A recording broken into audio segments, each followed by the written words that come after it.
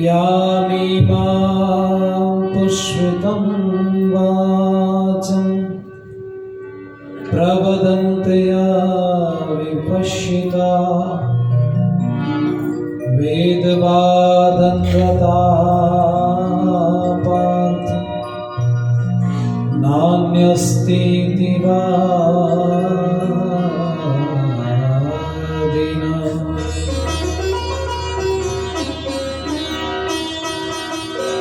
ये भटक समाज गया चारों ओर अंधियारा, पंडित और पुजारियों ने लूट लूट खाए थे।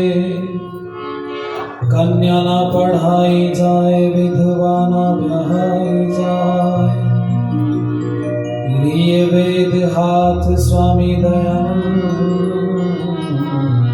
आए थे।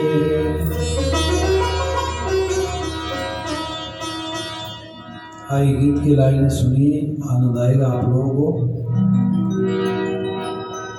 हम न भूले हैं न भूलेंगे वो शिवरात की रात, मूल शंकर के मचलते हुए जज्बात की रात। हम न भूले हैं न भूलेंगे वो शिवरात की रात, मूल शंकर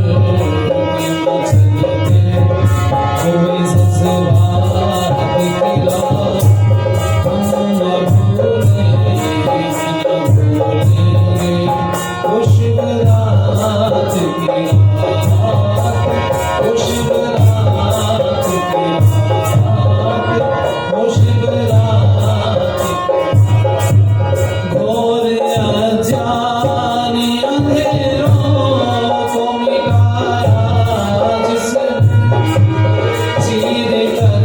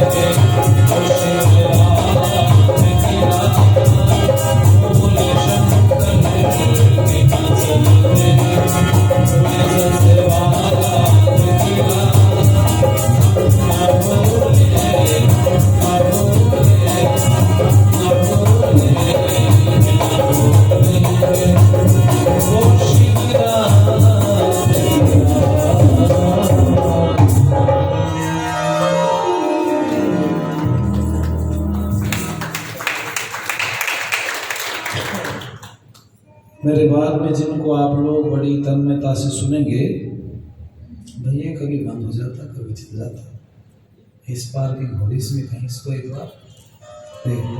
बाकी ठीक है, आज आपकी व्यवस्था बढ़िया। पूज्य स्वामी सच्चिदानंद सरस्वती जी और मेरे से ठीक पूर्व आपने जिनका एक क्रांतिकारी उद्बोधन सुना, आदरणीय धर्ममुनि क्रांतिकारी जी, अभी भी ऐसे ही हो रहा है, इसको दोबारा निकाल के लगाना पड़ेगा इसको। जिनके भजनों से कार्यक्रम की शुरुआत हो रही थी, गुरु जी आदरणीय महात्मा कल्याण जी, और अम्बाला से हमारे बीच में समागत हुई। बहुत सुंदर भजन और संदेश हमारे बीच में जिन्होंने रखा, हमारी बहन श्वेता शर्मा जी, भाई विनीत गिरी जी, भाई विकास जी, आर्य समाज के बहुत ही सरल व्यक्तित्व के धनी प्रधान आर्य समाज पांगरमू आदरणीय श्री राम गोपाल आर्य जी, मंत्री आदरणीय श्री सुशील आर्य जी, कोषाध्यक्ष के रूप में सेवाएं दे रहे हैं आदरणीय श्री राम स्वरूप आर्य जी, हमारे अन्य आर्य समाज के सभी सक्रिय पदाधिकारीगण, सभी धर्म प्रेमी सज्जन, पूजनीय वंदनीय मातृशक्ति। बहुत सारी बातें आप लोग सुन रहे हैं और आज हर व्यक्ति ज्ञानी बैठा है। जब हम अपना मोबाइल खोल के देखते हैं तो उसमें इतनी सारी ज्ञान विज्ञान की बातें हर व्यक्ति के पास में होती हैं। बहुत लोग तो टीवी देखते हैं सीरियल, और सीरियल देखने के बाद में प्रश्न फिर हमसे करते हैं, जी टीवी में तो ऐसा दिखाया गया, आप कैसे बोल रहे हो। तो टीवी पे कोई वस्तु आ जाने से, कोई चीज दिखा देने से वो प्रमाणिक नहीं हो सकती। उसका एक उदाहरण दे रहा हूँ। आप फिल्में देखते हैं, जो फिल्में दर्शाया जाता है ऐसा कहीं होता नहीं। वो किसी घटना को देख करके स्क्रिप्ट लिखी जाती है, पूरा विषय वस्तु तैयार की जाती है, और वो समाज को एक संदेश देने का एक माध्यम है। संदेश देने में बहुत सारी चीज़ों को तोड़ मरोड़ के प्रस्तुत किया जाता है। नहीं हो रहा कि भाग रही, हाँ अब ठीक है, छोड़ दो। तो उसमें कई हानियां हो जाती हैं। हानि क्या हो जाती है?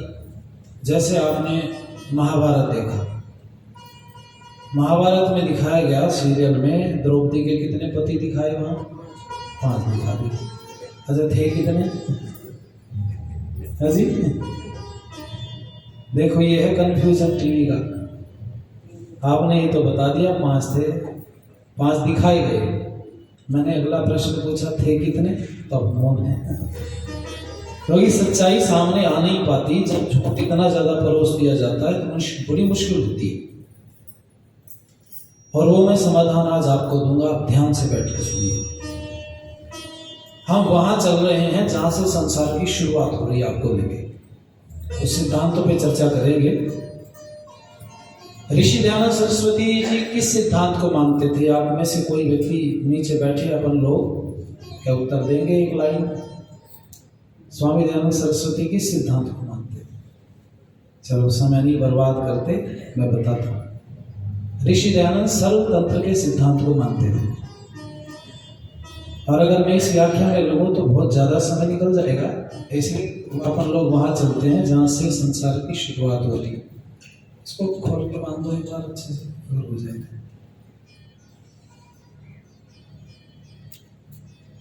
और उस संसार की शुरुआत कहां से हो रही है? सुनो ध्यान से।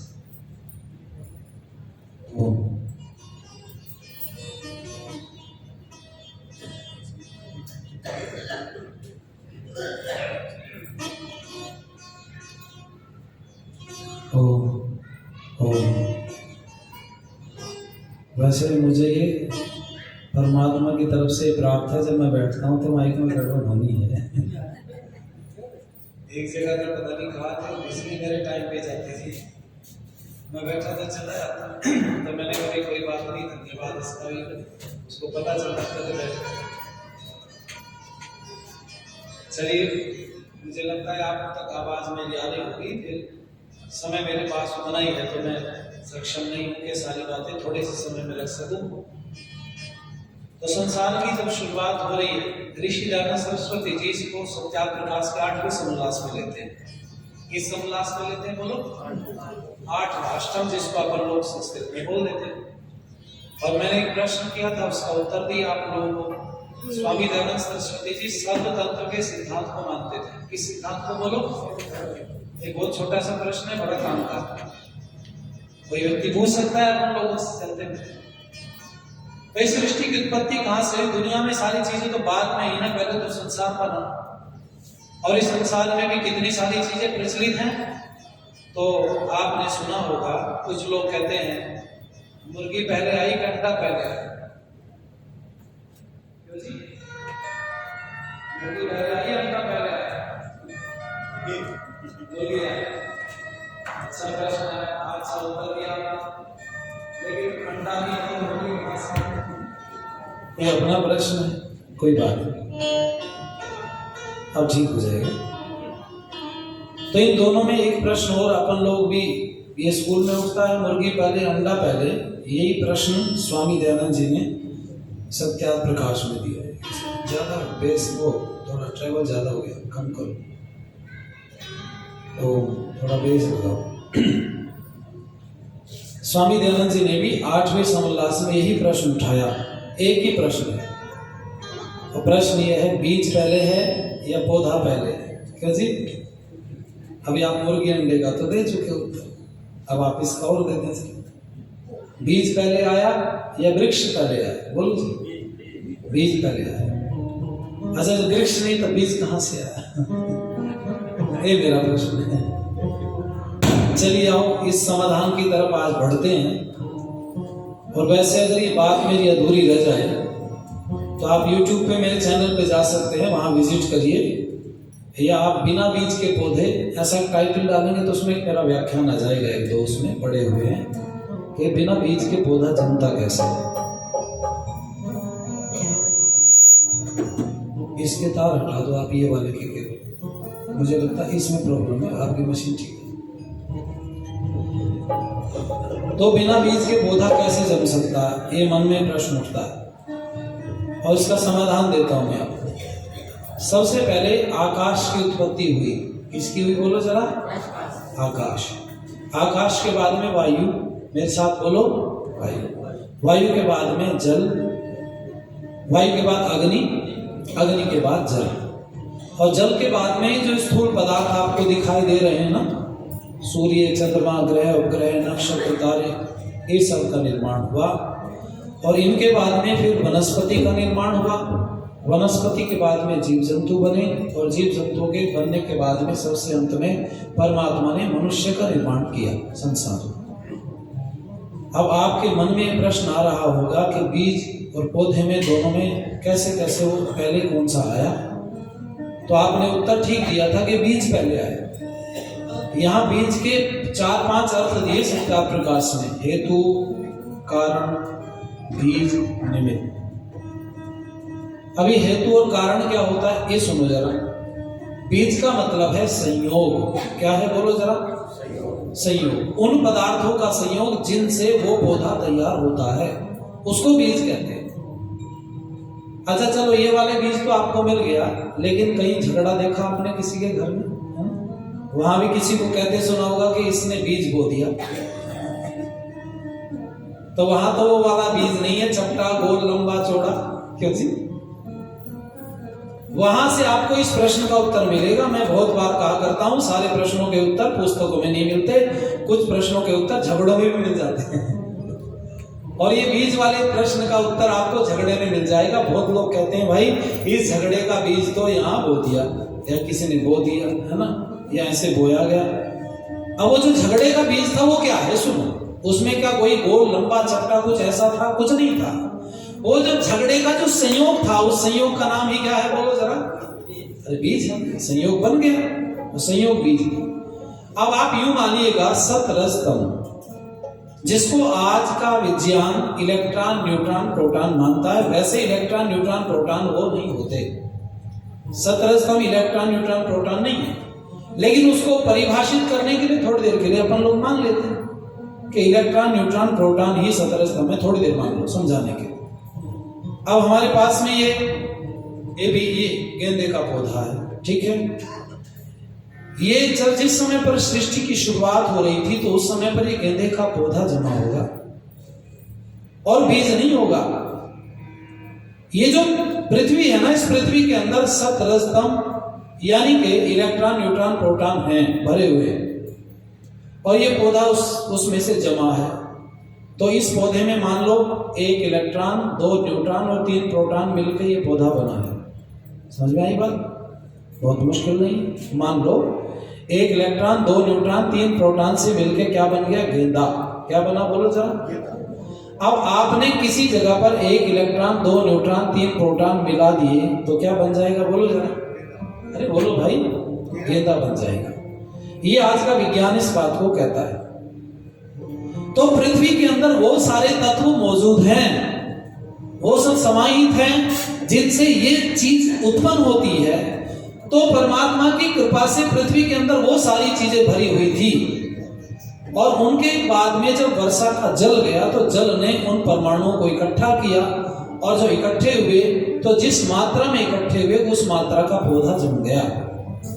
और मैं आज आपको प्रैक्टिकल कराऊंगा कि बिना बीज के पौधे जम कैसे सकते हैं। आप आनंद लीजिएगा। वैदिक फिलॉसफी जो है, जो हमारा जो वैदिक विज्ञान है, वो एक एक परत खोल देता है सारे संसार की।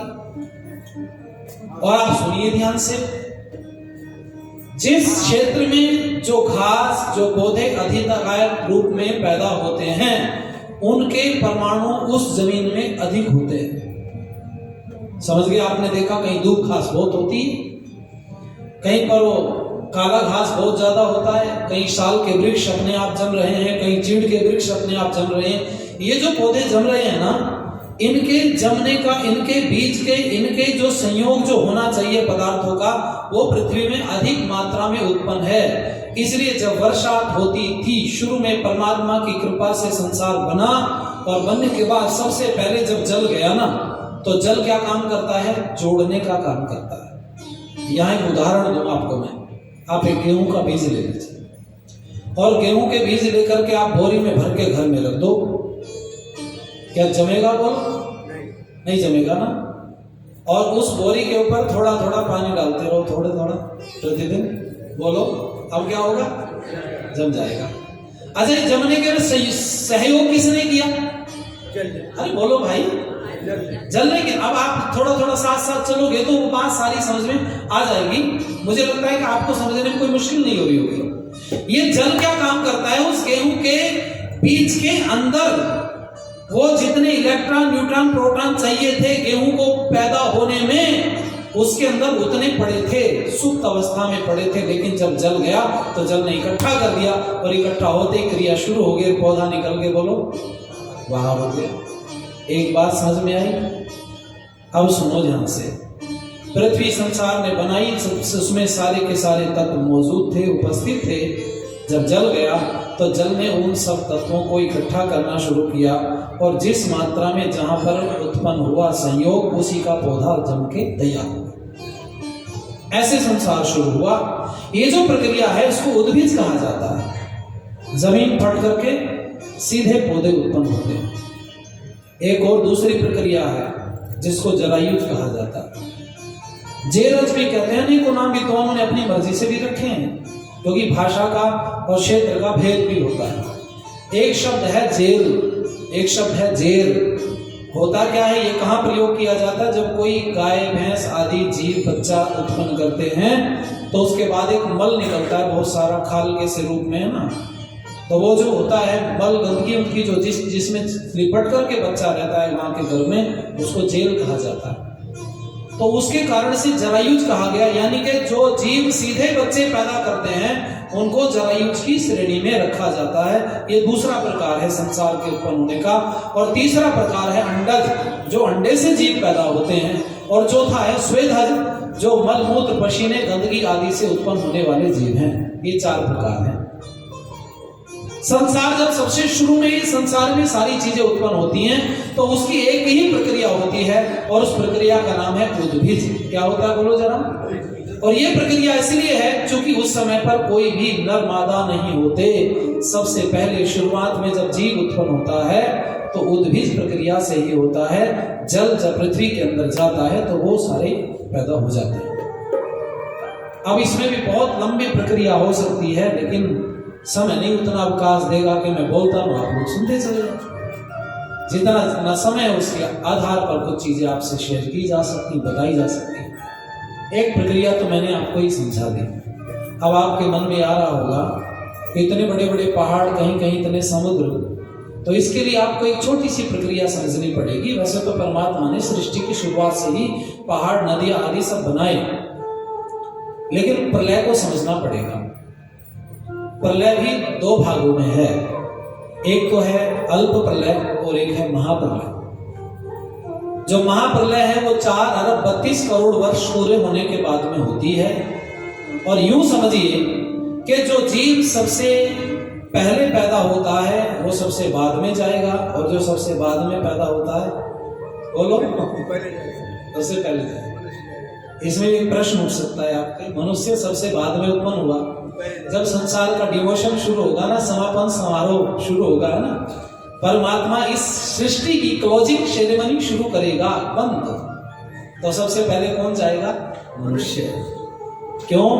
क्योंकि ध्यान देना, ये पदार्थ संसार के अंदर आपको दिखाई दे रहे हैं ना, इस सबसे ज्यादा पदार्थों की जरूरत मनुष्य को पड़ती है।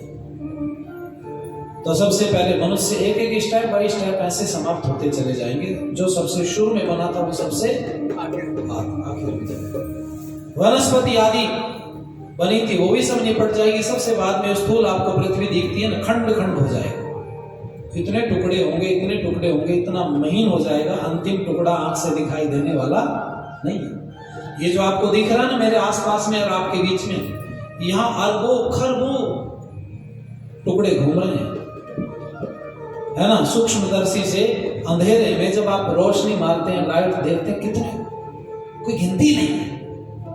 और ऐसे ये तो देख भी रहे हैं, ये अभी प्रकृति नहीं कह सकते उसको भी हम, ये विकृति है जो दिख गया आंख से। इससे भी इतना छोटा टुकड़ा हो जाता है, वो आंख से दिखने वाला भी बोलो नहीं, वो स्थान भी नहीं घेरता है। परमात्मा की कैसी गजब की अवस्था है। जब बैठते हैं, ध्यान में चिंतन करते हैं, सब चीजें घूमने लगती हैं। मेरा अस्तित्व कितना है संसार में, इतना बड़ा संसार, ऐसी वैज्ञानिक प्रक्रिया में मैं छोटा सा में कई बार घंटे चूर चूर इधर से उधर दुनिया भर को दिखा रहा है अहंकार। पर मैं कहूं सुनिए ध्यान से, ये अल्प प्रलय और महाप्रलय, महाप्रलय तो 4 अरब 32 करोड़ वर्ष बाद, लेकिन अल्प प्रलय हर समय चलती रहती है, 24 घंटे 7 दिन 12 महीने। अल्प प्रलय क्या है? कहीं यहाँ पर महामारी फैल गई, कभी वहां से पहाड़ टूट गया, कभी सुनामी लहरें आ गई, जो व्यवस्था निरंतर चल रही है, ये अल्प प्रलय नहीं रुकती। ये होती क्यों है अल्प प्रलय? तो प्रकृति अपना संतुलन बनाती है। क्यों बनाती है प्रकृति अपना संतुलन? तो उसके पीछे भी कारण है। क्योंकि जो रहने वाला मनुष्य है, मनुष्य के अलावा दूसरा कोई जीव जंतु प्रकृति को नुकसान नहीं पहुंचाता। यहाँ जितनी बदबू गांव में, शहर में, गलियों में, नालों में, नदियों में दिखाई दे रही है, मनुष्य के आसपास यहाँ पे है। जहां केवल जीव रहते होंगे, जंगली जीव, उनकी जगहों में आप जाके देखो, कहीं आपको कहीं प्रदूषण दिखाई नहीं देगा। प्रदूषण कहाँ मिलेगा बोलो? मनुष्य के पास। ये प्रदूषण का ठेकेदार कौन है? अरे बोलो भाई, मनुष्य है। वो कहीं एक वो लगा हुआ था किसी जगह पर, एक होर्डिंग कि दुनिया का सबसे खतरनाक प्राणी देखना है तो अंदर चले जाओ। अंदर चला गया आदमी कि चिड़ियाघर में था मामला। इसने कहा अभी भी दिखाई नहीं दिया होगा, ये सामने वाला पर्दा हटाइए और संसार के सबसे खतरनाक जीव का दर्शन कीजिए। इसने जो हटाया तो सामने शीशा लगा, तो आप समझ ही गए होंगे। और नीचे लिखा था शीशे के, घबराइए मत, संसार के सबसे खतरनाक प्राणी आप ही। मनुष्य से सब डरते हैं, वो दूसरे जीव भी हिंसक तब हमला करते हैं, उनको लगता है मार देगा। मनुष्य से सबको खतरा। इसलिए सुनिए भाई, लंबी बात नहीं करेंगे, बात अपनी पर छोटी पे आना चाहते हैं लौट करके। ये जो संसार परमात्मा ने बनाया 4 प्रक्रियाओं से, सबसे पहले जो प्रक्रिया होती है वो उद्भिज होती है, और बिना माता पिता, बिना नर मादा के जीव पैदा होते हैं, उस प्रक्रिया को उद्भिज कहा गया। और धरती हमारी माँ होती है और आकाश हमारा बोलो पिता। कहता है ना धरती माता, इसी से तो पैदा हुए सबसे शुरू में, ये तो प्रक्रिया थी। इसलिए आइए जरा एक मीठा सा भजन सुनिए, मेरे साथ मिलके गाइए, आनंद लीजिए आप लोग ताली बजा करके। कि एक बाग लगाया है प्रभु परमेश्वर ने, संसार रचाया है, संसार रचाया है, संसार रचाया है।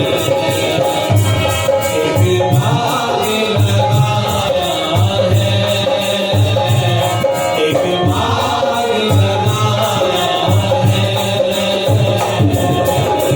प्रभु परमेश्वर ने, संसार रचाया है, संसार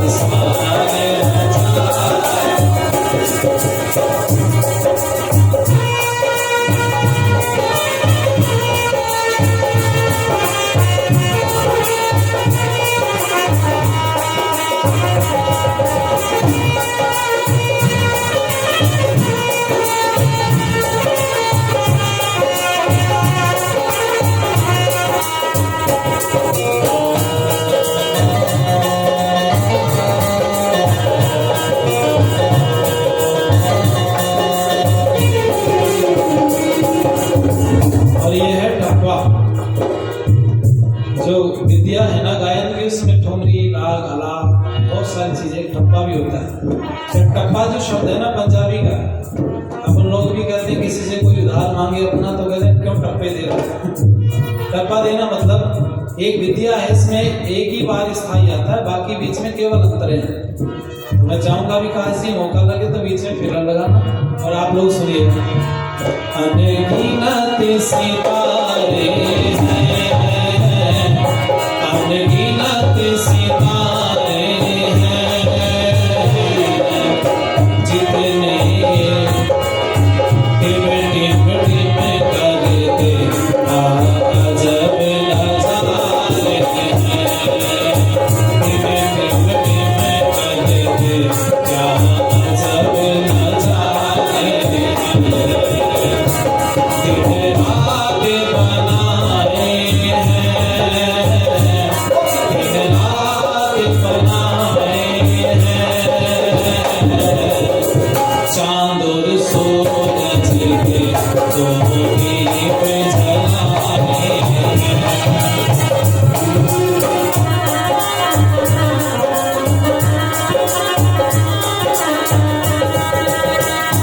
धरती का खजाना है, धरती का खजाना है, कितना धन इसमें किसने पहचाना है।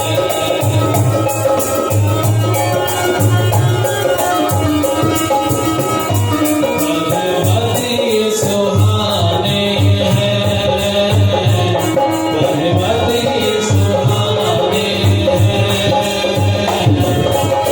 जितने मुझे उतने पुराने हैं, जितने मुझे उतने पुराने हैं।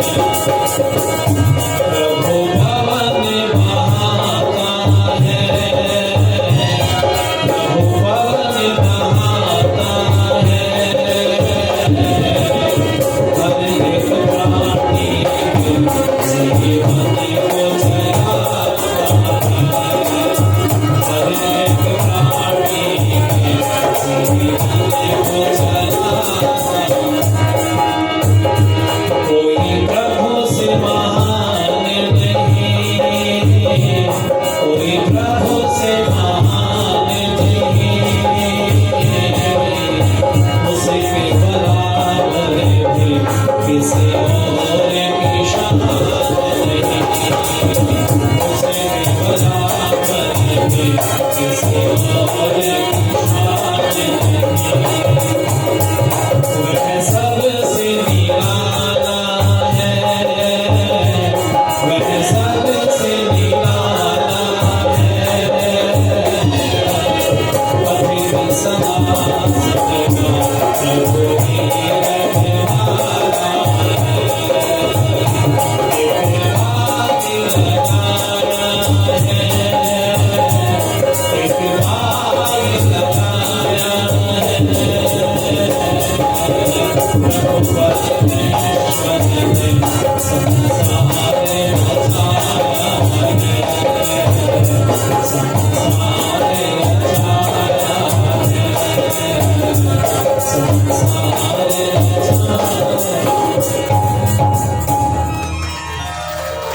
ये तो बात समझ में आई कि भाई पहली जो प्रकार है वो उद्बीज है, और बीज नाम गोल गोल चपटे लंबे तिकोने षटकोण का नहीं है।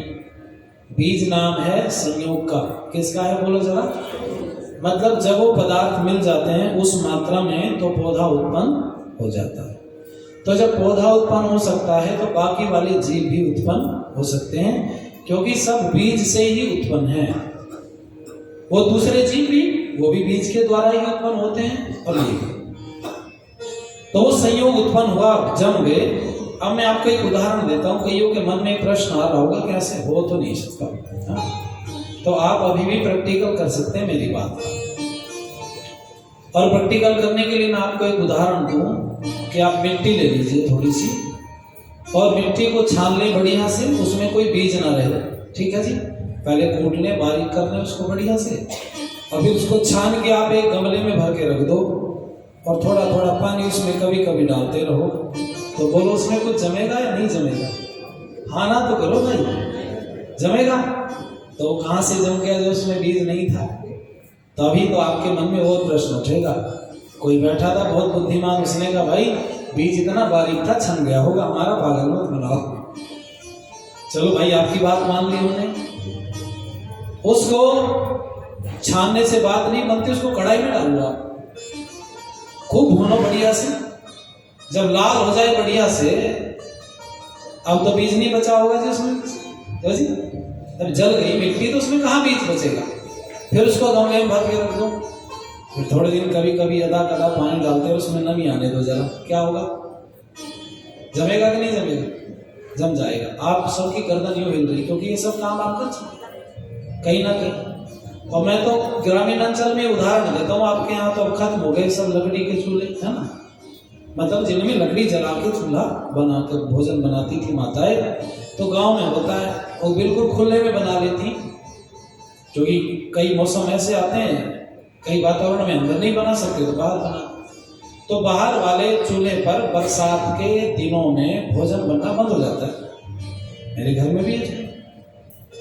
तो आपको पता है क्या होता है? चूल्हे में जहां रोज आग जल रही है वहां कोई बीज बचा होगा क्या? बोलो।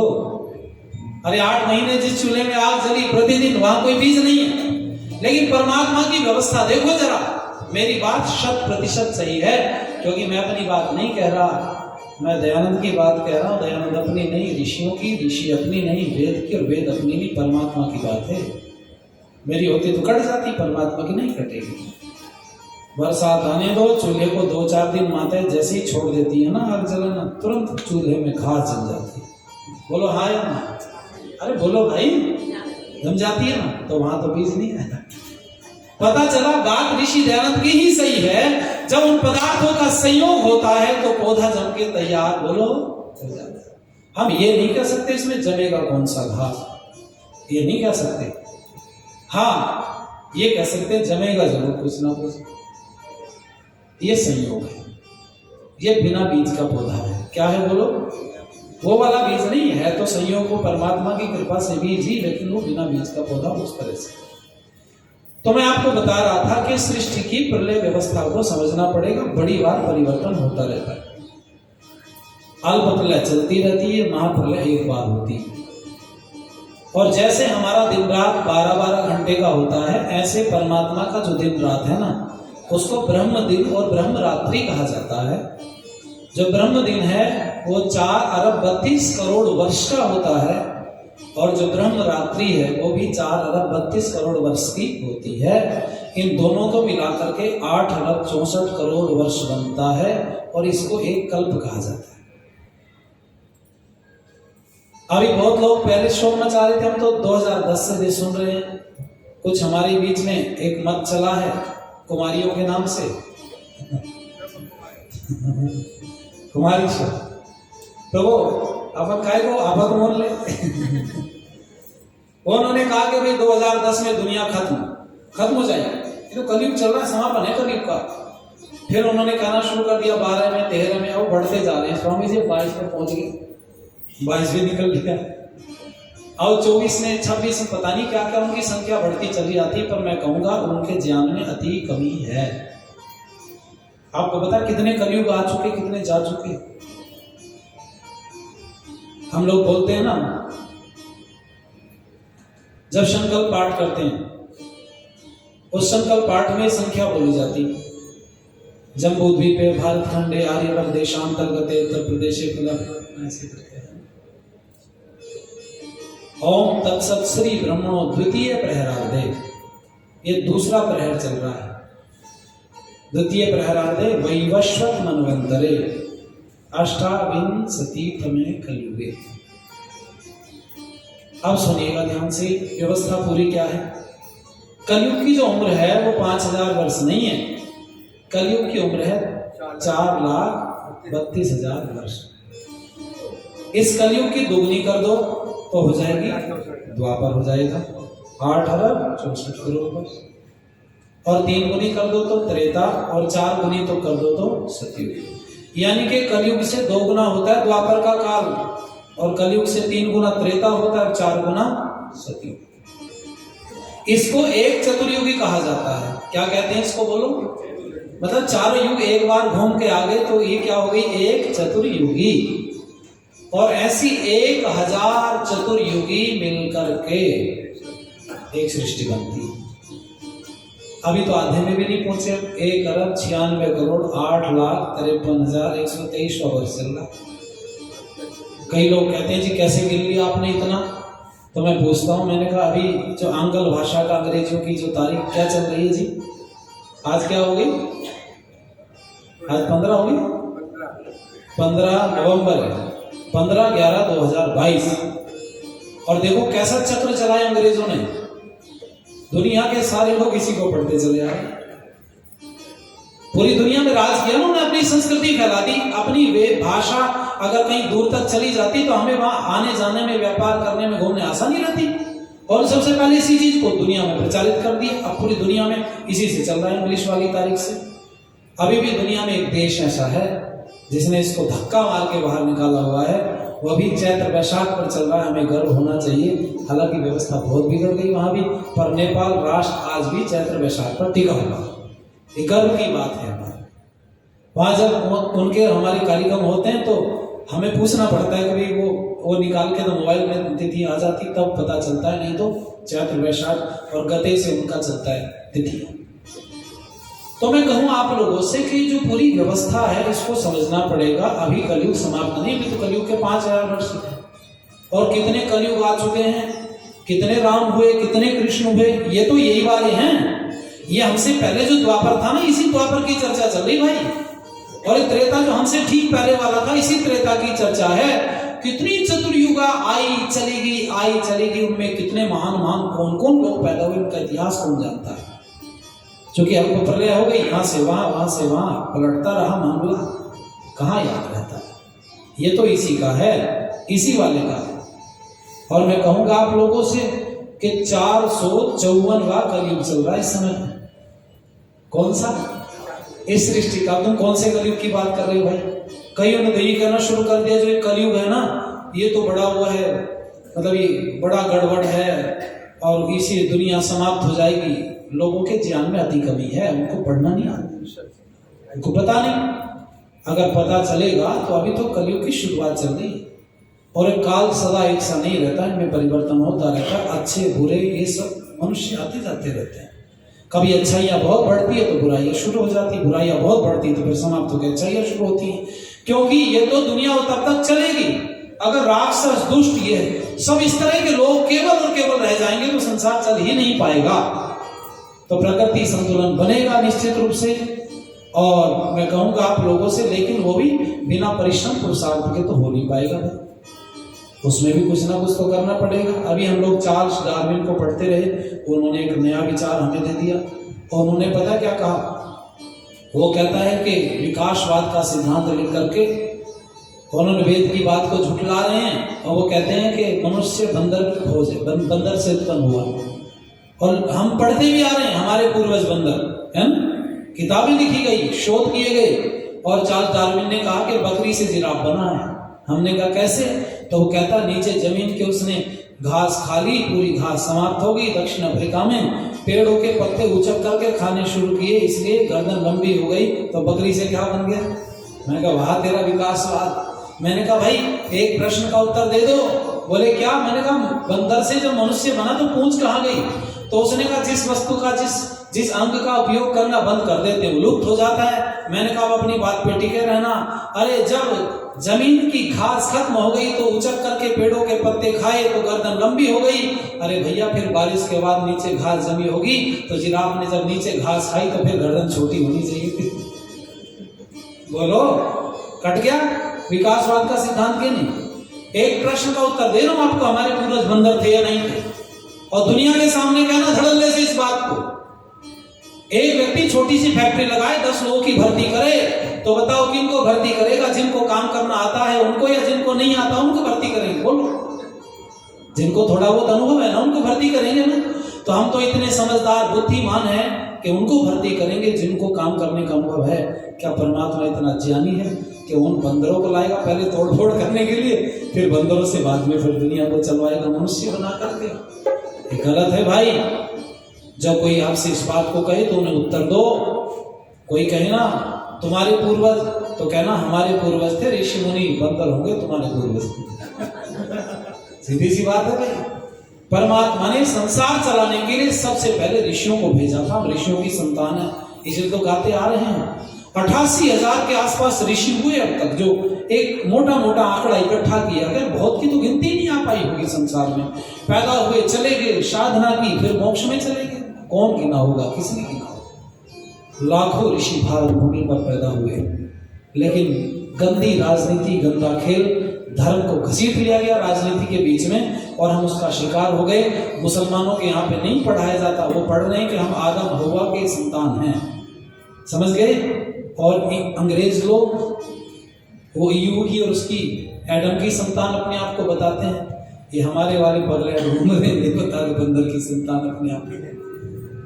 वो एडम ईव की संतान है, वो आदम हव्वा की संतान है। तो गर्व से दुनिया के साथ कहा करो कि हम ऋषियों की संतान हैं। किसकी संतान बोलो जरा, ऋषियों की संतान है।